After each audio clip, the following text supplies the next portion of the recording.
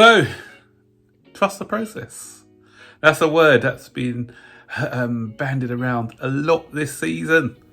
And I got to admit, I know I'm one of the most patient of supporters here. But even after we lost the Arsenal game, I think it was, I was looking at this process and thinking, are we getting anywhere with this process? And I was kind of beginning to doubt the ownership a little bit, beginning to doubt what the manager was doing. But you know what?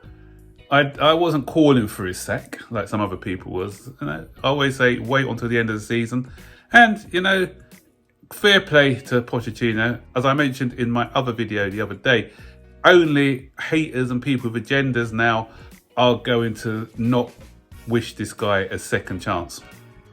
And you know what it is? It's not only people with agendas, actually. It's people, these hipster supporters nowadays, these tacticos who are interested in style of play, patterns of play, and all that sort of stuff that we hear bandied around these days.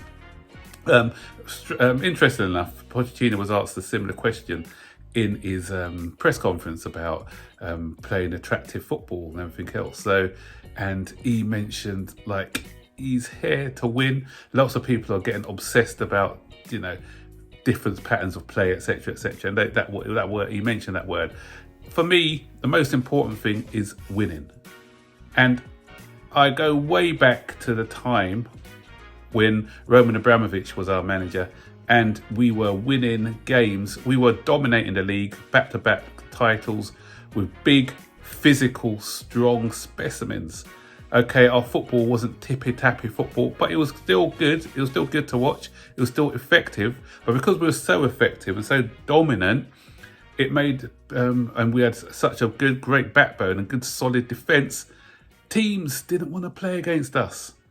Newspapers were actually willing to pay players to score against us. Such was our great defensive record. But then, and the team who hated playing against us more than any other team was Barcelona, Pep Guardiola's Barcelona. And Pep won, we lost. Why? Pep started to call us AntiFootball, because there's more than one way to skin a cat. Come on, let's be honest. You know, they couldn't break us down, and our style, they couldn't match our style, and they always struggled to beat us. He started moaning to the press about anti-football, and the press got on his side. Yeah, this isn't football. What Chelsea playing this style for? And in the end, we ended up. Roman ended up listening to the press and everything else, and we started to switch and go the other way by getting these smaller technical players. We had a style, we had an identity, which we lost because we got gaslit into saying that we didn't play in a certain way. So I want winning football. You know, obviously, if you can win in style, that is good. But winning football over patterns of play and possession-based football, for me, that's what counts.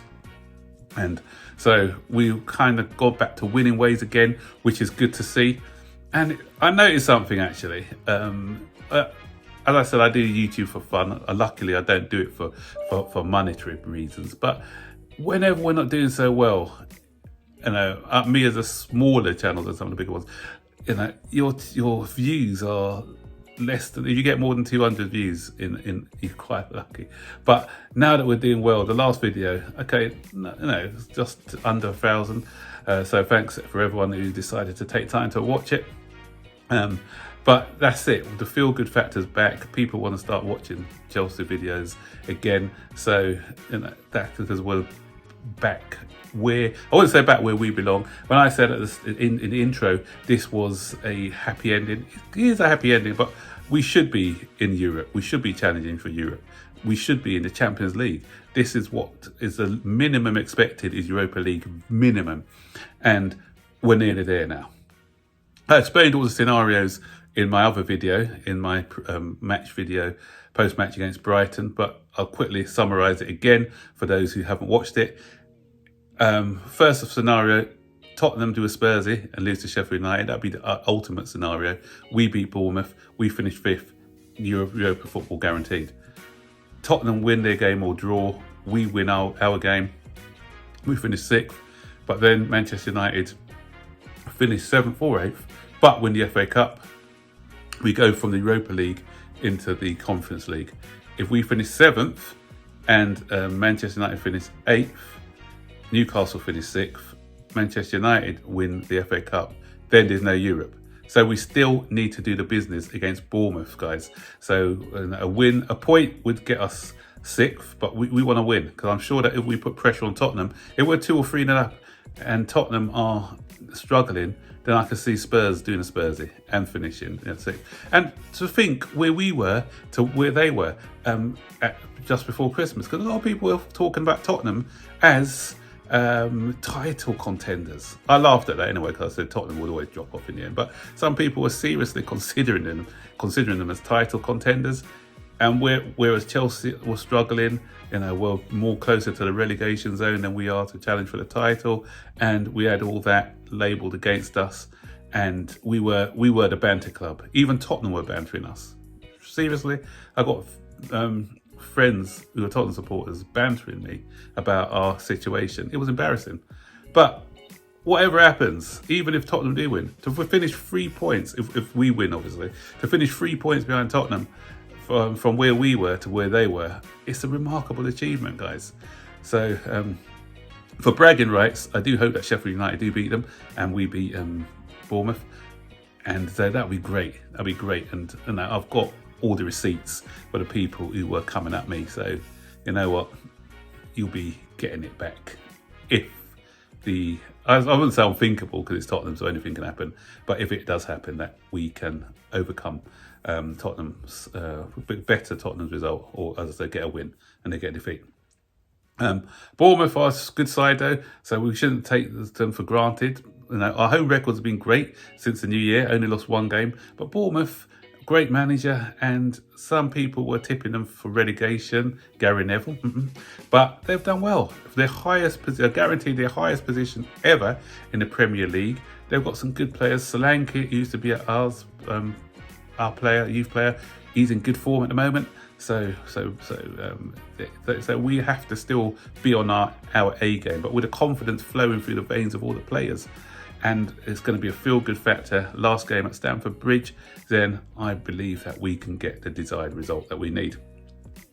Just before I go, one shout out to somebody I know who's a regular viewer of this channel, and is Bobby Smoke Signals. And because he's one of the ones who has stayed positive throughout this. And I was watching him on a stream, Chelsea Perspective stream, a while ago.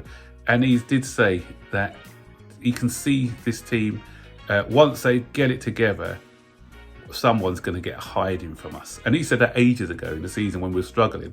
And since then, we've spanked Everton 6-0. We spanked West Ham 5-0. So, you know what? This guy has got some foresight, so he can see what's happening. So, yeah, great insight. Sorry, insight. Did I say foresight? Great insight. So great insight from Bobby there. So, guys, what do you think the score's going to be? Do you think Tottenham are going to do a Spursy? Do you think we can get into the 5th place, or do you think we'll get 6th place? Would you be happy for 6th place for this season?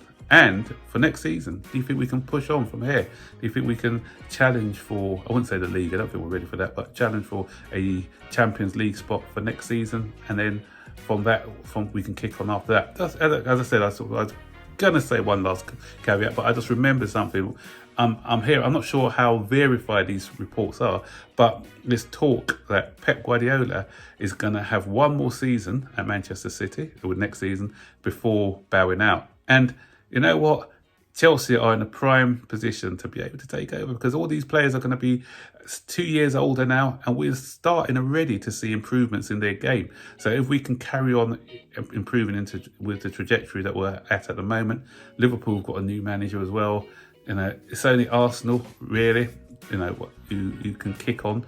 But it depends on Man City's succession plan. But there is going to be that Pep aura is going to go from them, so it may take a bit of time to adjust, similar to what happened with Manchester United with Alex Ferguson. So you never know, guys, you never know. We could be challenging for the league within 2 or 3 seasons. So let's keep the optimism up, guys. Let's keep the faith and keep the blue flag flying high. I'll see you guys on the next one, so take care. Bye-bye.